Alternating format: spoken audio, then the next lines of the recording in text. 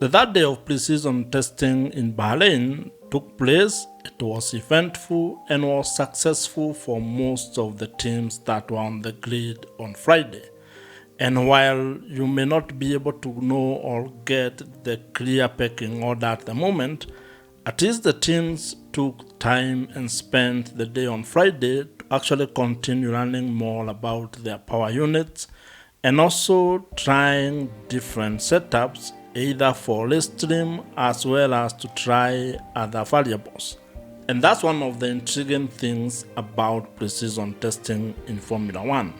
That teams are running different programs, they are checking for different things. Probably the reason why most of us are advised not to actually take into account the lap times that we see. While you cannot ignore the lap times because they may not be able to tell us the pecking order or the order of the teams on the grid, but at least they start telling us a story, they start giving us an idea of what to expect. And especially the most important aspect to look into when it comes to this precision testing, at least for me, is to look at the laps that the teams are doing. Because the assumption is that if a team can be able to have or to put in more laps without any serious stoppages, then there is a story from that particular metric. But if a team can only be able to do a few laps and having very many stoppages, then that also tells people something. It tells you something, it tells the team something, because they can be able to see it from what it is that they are achieving. And that's what actually the third day of precision testing in Bahrain also indicated. You had teams like Ferrari, which had a very good run in terms of laps.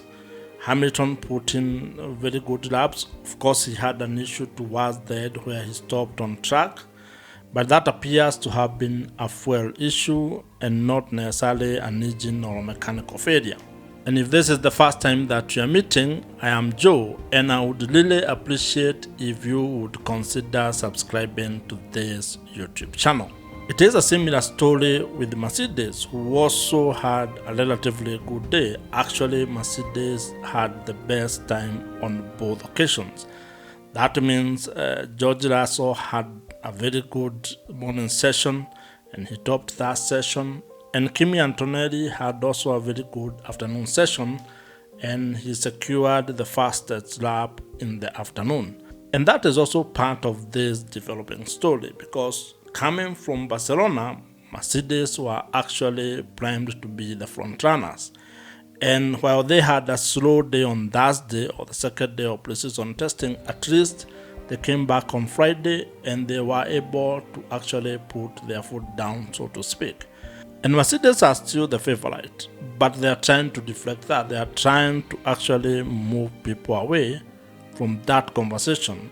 And probably this is because there's an engine issue that is going on. There's a conversation about compression ratio of engines, particularly regarding what Mercedes have been able to do.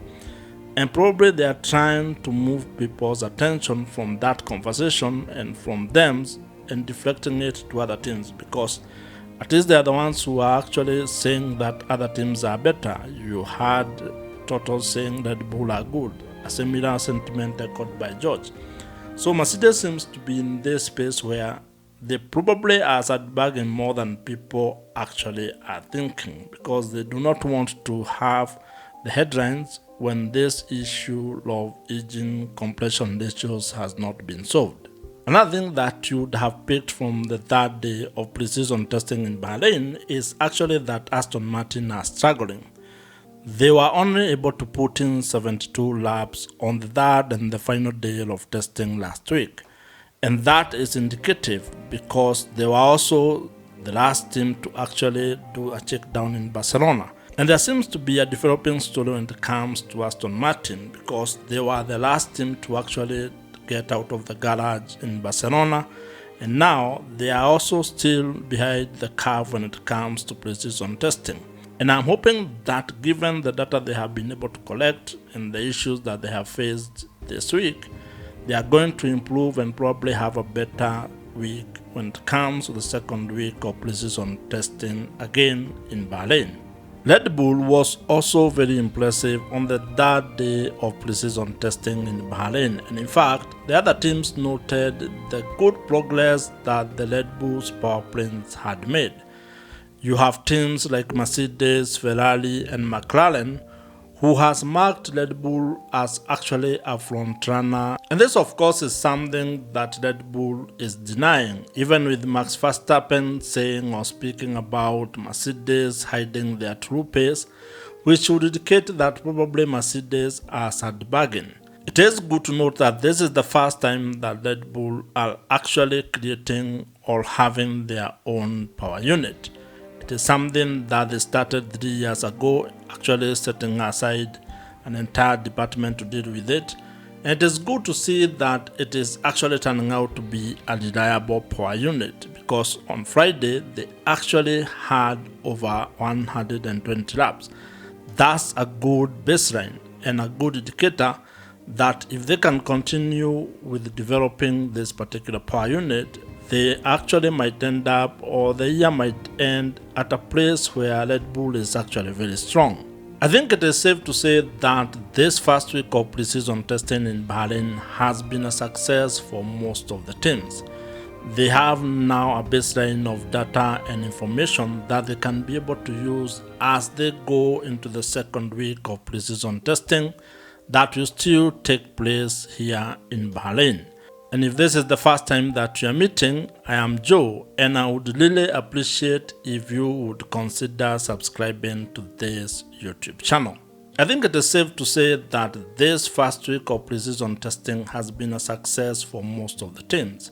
They now have a baseline that they can use to continue testing for more variables and also probably bring upgrades into the second week of pre-season testing, which will also take place here in Bahrain.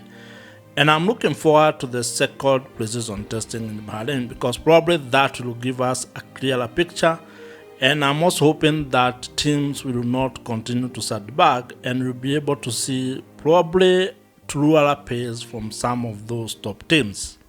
Those are some of the things that I picked or learned from the third day of pre-season testing in Bahrain, and I would actually like to know what you also learned, whether there is anything that is peculiar or unique that you noted from any of the teams, and probably what you also expect as we get into the second week of pre-season testing in Bahrain.